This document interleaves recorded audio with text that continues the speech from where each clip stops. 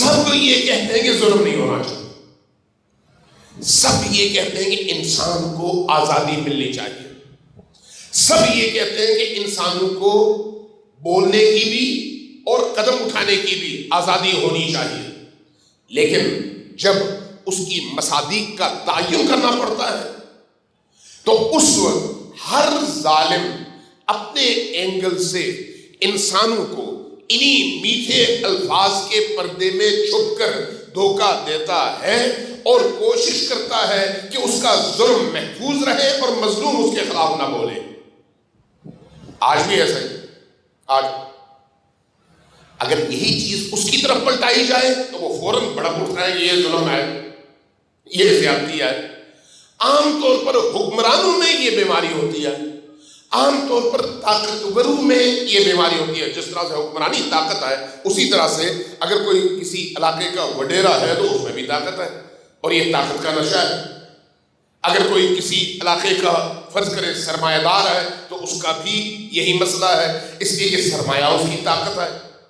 اگر کوئی کسی دینی انجمن میں ہے، میں نے پہلے عرض کیا یہ انسان کا مسئلہ ہے، مسلک کا نہیں، یہ انسان کا مسئلہ ہے، دین کا نہیں، یہ انسان کا مسئلہ ہے، کسی آئیڈیالوجی کا نہیں۔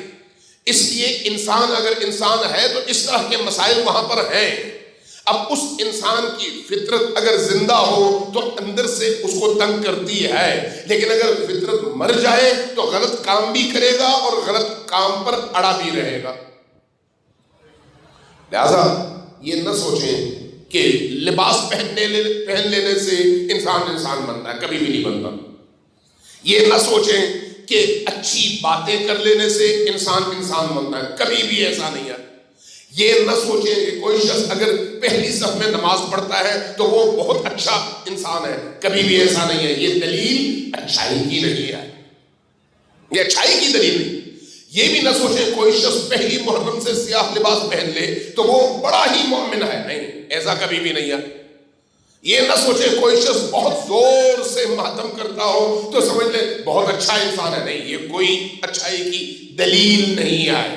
رستہ ضرور ہے، دلیل نہیں ہے۔